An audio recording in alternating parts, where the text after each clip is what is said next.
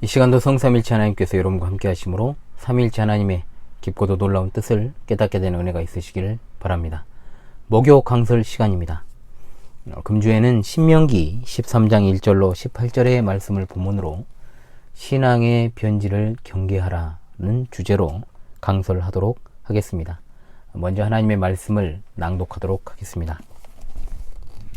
너희 중에 선지자나 꿈꾸는 자가 일어나서 이적과 기사를 내게 보이고 그가 내게 말한 그 이적과 기사가 이루어지고 너희가 알지 못하던 다른 신들을 우리가 따라 섬기자고 말할지라도 너는 그 선지자나 꿈꾸는 자의 말을 청종하지 말라. 이는 너희의 하나님 여호와께서 너희가 마음을 다하고 뜻을 다하여 너희의 하나님 여호와를 사랑하는 여부를 알려 하사 너희를 시험하심이니라.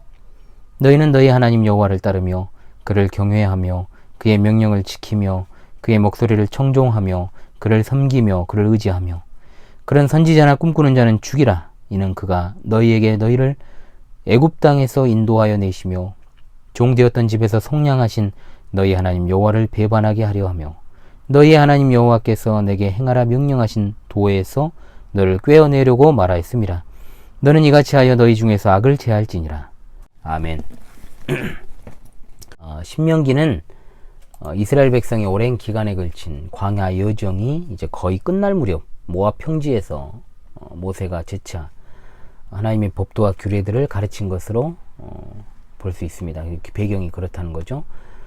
이 당시에 모세는 하나님으로부터 가나안 땅에 들어갈 수 없다는 것을 통보받습니다. 그래서 하나님께서는 모세로 하여금 모압 평지에서 백성들이 가나안 땅에 들어가기 전 최종적으로 하나님의 말씀을 전파할 기회를 주십니다. 또한 하나님께서는 가나안 땅에서 살아가게 될 애굽에서의 놀라운 역사를 목도하지 못한 아직 여린 출애굽 2세대들에게 하나님의 거룩한 백성으로서의 자세와 태도를 가르치시기 위해서 주신 말씀이기도 합니다. 즉 모압 평지에서 모세는 백성들에게 새로운 제2의 규준을 갖다가 제시하는 것이 아니고 출애굽 이후에 직후에 시내산에서 주어진 하나님의 계시를 갖다가 다시금 반복한 겁니다. 그러므로 모세가 기록한 5권의 책 끝에 자리하는 신명기는 출애굽에서부터 민수기까지 기록된 율법들을 다시금 백성들에게 강론하는 내용이고 하나님께서 시내산에서 맺었던 그 언약을 다시금 갱신하시고 또 그 의미를 확대하셔서 하나님과 그의 백성 사이의 사랑과 신실한 그 관계를 더욱 견고하게 하는 계기로 주신 말씀이다.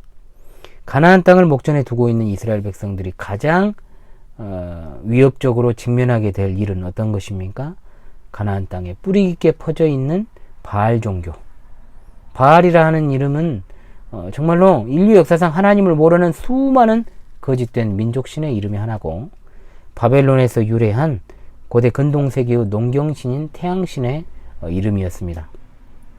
거짓 종교의 창시자라고 할 수 있는 바벨론의 여왕 세미라미스가 그의 아들 담무스를 자신의 남편 니무롯의 환생으로 만들고 태양신으로 숭배하게 했으며 자신은 이제 달신으로 숭배하게 한 것으로부터 모든 남신과 여신의 역사가 이제 모든 민족 가운데서 생겨나게 된 것입니다. 거기에 시초죠. 농경 국가들이 다 그랬던 것처럼 그들에게는 그들이 만들어낸 신에게 제물을 바쳐야 됩니다. 그래서 그 신들을 이용해서 자신이 필요한 것을 얻어내는 식으로 정말 만들어진 신들이 필요했죠. 세미라미스는 그러한 것들을 잘 이용해서 사탄의 하수인으로서 하나님을 대적할 그리고 가짜 신을 노아의 홍수 이후에 만들어냈던 겁니다. 사실 기독교 신앙을 제외하고 모든 가짜 신의 허상들이 이로부터 출발한 겁니다. 대부분의 이방 종교는 인간 중심적이고 정말로 공로지향적입니다. 그와는 다르게 하나님께서는 이스라엘 백성들에게 인간이 신을 위하여 어떤 일을 하는 것이 아니라 하나님께서 먼저 그들을 위해 구원을 계획하시고 실행에 옮기셨다라는 것을 알게 하시려고 주신 것이 바로 율법이다. 기독교는 은혜의 종교로 가나안 농경 민족이 바알신을 숭배한 것처럼 인간이 자신들의 필요 위해 고안해낸 신을 섬기는 종교가 아니라 참신이시자 유일하신 하나님께서 은혜로 먼저 찾아오신 것이 바로 기독교입니다. 목이 좀 안 좋아요. 신명기의 말씀도 같은 맥락에서 자신의 백성을 택하신 하나님의 은혜를 자주 설명을 합니다. 분명한 사실은 이스라엘 백성이 하나님을 위해서 어떤 일을 행한 것이 아니고 하나님께서 그들을 위해서 특별한 일을 행하셨기 때문에 그들이 출애굽에서 가나안 땅을 목전에 두게 된 것입니다.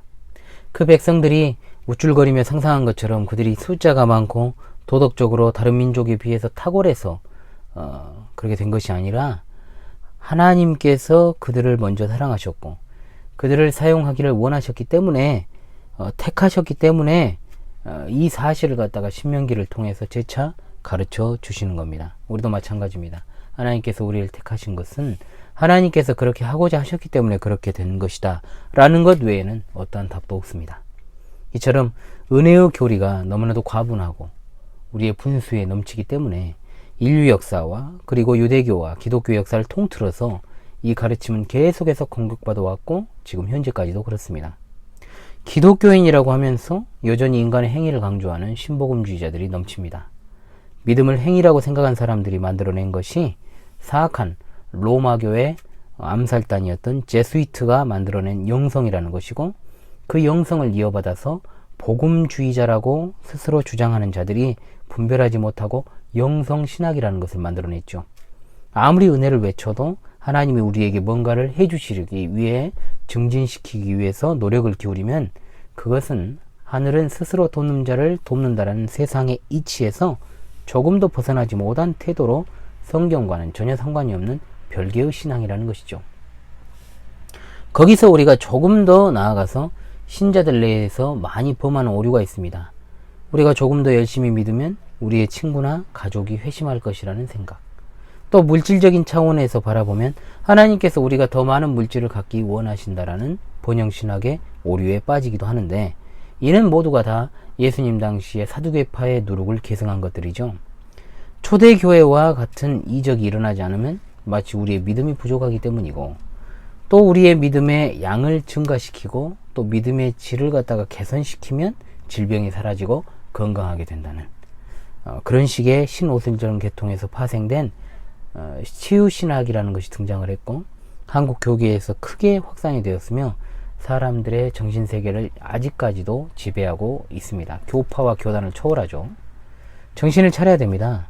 하나님은 우리 주위 사람들을 회심시키시길 원하시고 우리가 번창하게 되기를 바라시고 병을 고쳐주시기를 간절히 원하는데 우리 안에 있는 어떤 불완전함 때문에 또는 우리 안에 있는 끊지 못한 저주의 사슬로 인해 그것을 행하지 않으신다? 말만 들어보면 굉장히 그렇듯하죠. 그러나 이런 생각은 결론적으로 말씀을 드리면 가나안의 바알신 숭배 사상과 크게 다르지 않은 이교도적 사고 방식입니다. 어떤 일을 성취하게 하는 것은 나 자신의 믿음의 크기가 아니라 우리가 믿는 하나님의 주권적인 섭리라는 사실에 우리는 눈을 크게 뜨고 주목을 해야 됩니다. 특별히 오늘 본문 말씀은 가나안 땅에 들어갈 백성들에게 그들이 원래 가지고 있는 은혜의 종교에서 이탈해서 행위 종교로 빠질까 염려하시는 우려하시는 하나님께서 그의 백성들에게 신앙의 변질을 경계할 것을 세 단락에 걸쳐서 강력하게 명령하시는 내용입니다.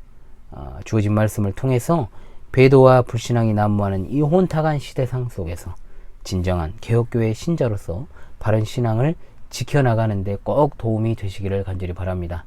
자, 13장의 이 부분을 세 단락으로 이제 나누어져 있는데요. 하나님께서 모세를 통해서 이러한 신앙의 변질을 부추기는 유혹이 세 가지 차원에서 올 수 있다라고 말씀하십니다. 이 세 가지를 오늘 다 다룰 수는 없고요. 자, 첫 번째와 두 번째 정도를 다루도록 그렇게 하겠습니다. 첫 번째입니다. 종교적인 유혹입니다. 자, 1절에서 5절의 말씀이죠. 1절의 말씀 정말로 중요합니다. 너희 중에 선지자나 꿈꾸는 자가 일어나서 이적과 기사를 내게 보이고 라고 했어요. 자, 너희 중이라고 했죠. 우리 중 숨어 들어 있으면서 공개적으로 유혹하는 자들을 말합니다. 여기서의 선지자는 진짜 하나님이 보내신 선지자가 아니라 거짓을 애언하는 거짓 선지자를 말하고 꿈꾸는 자라는 말은 자신이 꾼 꿈을 특별 계시인 것처럼 속이는 자들을 말합니다. 에레미야 23장 25절에도 내 이름으로 거짓을 애언하는 선지자들의 말에 내가 꿈을 꾸었다고 말하는 것을 내가 들었노라 했고 32절에도 여호와의 말씀이니라 보라 거짓 꿈을 애언하여 이르되 거짓과 헛된 자만으로 내 백성을 미혹하게 하는 자를 내가 치리라 내가 그들을 보내지 아니하였으며 명령하지 아니하였나니 그들은 이 백성에게 아무 유익이 없느니라 여호와의 말씀이니라. 이렇게 말씀하시며 분명하게 경고하셨습니다. 곧바로 2절을 통해서 알 수 있는 것은 그들이 이적과 기사를 보이고 심지어는 그것이 이루어지더라도 분명히 그들의 목적은 다른 신들을 따라 섬기자고 권유하는 것이다 라는 말입니다.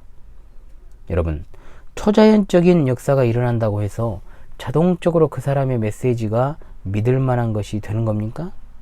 바른 신학이 우선시 되지 않고 이적과 기사를 통해서 하나님을 섬기자고 주장하는 자들은 실제로 우상을 섬기는 자들이고 출애굽한 백성들을 하나님으로부터 돌아서도록 하는 자들이다 이 말입니다. 언약 백성들에게 하나님께서는 12장 32절을 통해서도 말씀하시기를 내가 너희에게 명령하는 이 모든 말을 너희는 지켜 행하고 그것에 가감하지 말지니라. 아멘. 바로 밑에 있던 애굽의 마술사들도요, 모세가 행한 것과 같은 이적을 했습니다. 했다는 거죠. 이 시대의 마술사들이나 최면술사들이나 심령술사들도요, 그러한 이적과 기사를 일으킵니다. 그러나 하나님은 그 같은 활동을 철저하게 금하십니다. 이적이나 기사가 하나님을 하나님 되게 만드는 것일까요? 하나님께서 하나님 되심은 그의 약속하신 말씀 안에서 이루어지는 겁니다. 하나님께서 말씀하신 것에 대해서 절대로 마음을 바꾸지 않으십니다. 우리 주님도 말씀하시기를 추수 때에 많은 사람이 나더러 이르되 주여 주여 우리가 주의 이름으로 선지자 노릇하며 주의 이름으로 귀신을 쫓아내며 주의 이름으로 많은 권능을 행하지 아니하였나이까. 주님 말씀하시기를 내가 너희를 도무지 알지 못하니 불법을 행하는 자들아 내게서 떠나가라. 바울 사도가 데살로니가 교회에 보낸 두 번째 편지에서도 이렇게 말하죠. 악한 자의 나타남은 사탄의 활동을 따라 모든 능력과 거짓 기적과 불의의 모든 속임으로 나타난다 라고 말입니다. 거짓 선지자의 가르침은 정통적 신앙에서 이탈하게 만드는 겁니다. 우리 신앙에는 여러분 계보가 있습니다. 이를 계보신앙이라 그래요. 우리 신앙은 예수 그리스도로부터 나온 것입니다. 예수 그리스도의 가르침은 직계 제자인 사도들에게 전달이 되었습니다. 이것이 바로 초대교회 신앙입니다. 이 초대교회를 이끌었던 사도들의 신앙은 그의 제자들에게 전수가 되었습니다. 이것이 정통교회입니다. 이른바 성 삼위일체 신앙 중심의 아타나시우스 신앙 노선이라 말합니다. 그것을 갖다가 개혁자들이 이어받았어요. 개혁교회 또는 칼빈주의, 오늘은 개혁파라고 이렇게 부릅니다. 그냥 자꾸만 우리의 신앙의 계보를 버리게 하고 물타기를 시도하는 로마교를 비롯한 각종 이단 사상들, 자유주의 사상이 바로 거짓 선지자들의 가르침이요, 우리를 하나님으로부터 멀어지게 하려는 사탄의 책략이라는 것을 여러분 잊지 마십시오. 신앙이 연약한 사람들은 거짓 선지자들의 이적과 기사를 보고 쉽게 현혹됩니다. 오늘날도 보면은 유튜브 채널 같은 데 들어가 보면, 신앙 채널 같은 데 들어가 보면 댓글에다가 정말 희한한 짓거리들 해놓은 사람들이 많아요. 무슨 자신이 예언자인 것처럼 막 이렇게 말을 쭉 해놓고 사람들을 미혹하려고 하는 그런 댓글들을 정말로 많이 봅니다. 이거는 사실 보이스피싱과 똑같은 겁니다. 사람들 낚으려고 그렇게 하는 것인데 정말로 이런 사람들은 마술사나 점쟁이들보다 더 나을 것도 없어요. 그런데 사람들은 그런 행태에 실제로 넘어가는 사람들이 있다는 거죠. 예전에 수많은 사람들을 이 땅에서 지옥으로 함께 끌고 갔던 프리메이슨이자 전도관의 교주였던 박태선이라는 자가 있습니다. 박태선이 집회할 때 놀라운 현상들이 많이 일어났다고 그래요. 목격자들과 경험에 의하면. 그래서 목격자들의 증언에 따르면 집회할 때 타는 냄새가 나고 그가 양손으로 뻗으면 무지개가 나타나고 펼쳐지고 뭐 이런 일들이 많이 있었다 그래요. 지금은 과학기술이 굉장히 발달해가지고 그것보다 훨씬 더 엄청난 미혹들을 인위적으로 만들어낼 수도 있는 그런 시대가 되었습니다. 그러나 그런 것들이 나타나고 할지라도 그런 것들은 하나님이 주신 것이 아니라 사탄과 악령의 활동인 이적과 기사임을 깨달아야 됩니다. 왜냐? 그들의 목적은 우상을 쫓아 섬기도록 하는 것, 바른 신앙과 그 길에서 벗어나도록 만들어서 자신들의 하수인으로 삼아 사탄을 따르도록 하는 것이 그들의 목적이기 때문입니다. 시청자 여러분, 우리는 이 세상에 살아가면서 보이는 것에 집착하는 경우가 너무 많아요. 초자연적인 역사가 여러분의 눈앞에서 실제로 일어난다라고 해서 그것을 일으킨 자의 메시지가 진리로 확증되는 건 결코 아닙니다. 하나님의 말씀은 이적과 기사보다 우선합니다. 누군가가 호소력 짙은 기법을 가지고 사람들의 감성을 흔들어서 콧물 다 짠하게 만든다고 할지라도 그의 신학과 신앙이 바르지 않는다면 그는 거짓 선지자고 진짜를 흉내내는 짝퉁일 뿐이에요. 이적과 기사는 성경이 완성되기 전에 하나님께서 자신의 존재와 그 말씀을 확신케 하기 위한 복음 전파의 수단으로서의 계시 전달의 도구였습니다. 하나님은 예나 지금이나 변함없이 이적과 기사를 실행하시기에 충만한 능력을 가지고 계시지만 어떻습니까? 계시가 완성된 신약교회 성도들에게는 보편적으로 이적과 기사를 수행하시지 않습니다. 모세의 이적을 따라했던 애굽의 마술사들을 우리는 알고 있습니다. 심지어 이들의 이름도 나와요. 신약성경에 얀네와 얀브레. 신학도 없고 교리도 없는데 언변은 뛰어나고 다채로운 볼거리를 제공하고 장풍을 쏘면 그가 참 선지자입니까? 오늘날 우리 주위에는 너무나도 많은 이런 유혹들이 도사리고 있다는 것을 기억하십시오. 그렇다면 하나님께서는 왜 이런 거짓 선지자들의 활동을 허용하실까요? 그 이유가 나옵니다. 3절 하반절에 이는 너희 하나님 여호와께서 너희가 마음을 다하고 뜻을 다하여 너희 하나님 여호와를 사랑하는 여부를 알리하사 너희를 시험하심이니라. 아멘. 여기에 시험은 유혹과는 다른 성격의 것이죠. 이것은 하나님께서 사랑하는 그분의 백성을 연단하시는 훈육의 과정입니다. 사람이 하나님을 진심으로 바르게 믿고 사랑하고 섬기면 이단 종교나 이단 사설이 그 사람을 넘어뜨리거나 그 사람 마음 가운데 비집고 들어갈 틈이 없어요. 하지만 미혹되는 자들은 어떻습니까? 데살로니가 후서 2장 11절에 나오잖아요. 하나님이 미혹의 역사를 그들에게 보내서 여기서의 그들은 불의의 속임으로 모든 속임으로 멸망하는 자들을 가리키는 겁니다. 거짓 것을 믿게 하심은 진리를 믿지 않고 불의를 좋아하는 모든 자들로 하여금 심판을 받게 하려 하심이라. 분명하게 말씀하십니다. 옛시대나 지금 시대나 자꾸 거짓된 가르침, 이단에 미혹되는 사람들이 많이 있는데 또 특징이 있어요. 그런 사람들의. 첫 번째, 이단에 자꾸 미혹되는 사람 특징, 바른 신앙에 기초가 없는 사람들이 대부분입니다. 두 번째, 하나님의 말씀을 사모하지 않고 주로 신비적인 것에 집착하는 사람들입니다. 체험 중심의 신앙이라 그러죠. 그리고 세 번째, 하나님의 말씀에 대해서, 즉 특히 은사에 대해서 오해하고 있는 사람들입니다. 은사라는 것은 교회의 덕을 세우는 방편입니다. 하나님께서 주신 것입니다. 우리 각자에게 하나님께서 은사를 주심은 내게 주신 은사로 다른 지체를 세우게 하심으로 주의 교회를 하나 되게 하시기 위해서 주신 은사입니다. 선물이에요. 쉽게 말하면 은사는 나를 위한 것이 아니라 다른 사람을 위한 것입니다. 그런데 오해하는 사람들은 마치 이 은사를 하나님 앞에서 내가 몸부림쳐서 받아낸다라는 식으로 생각을 하죠. 그런 사람들이 저 사람은 은사자다, 저 사람은 은사자가 아니다, 이딴 소리를 하는 거예요.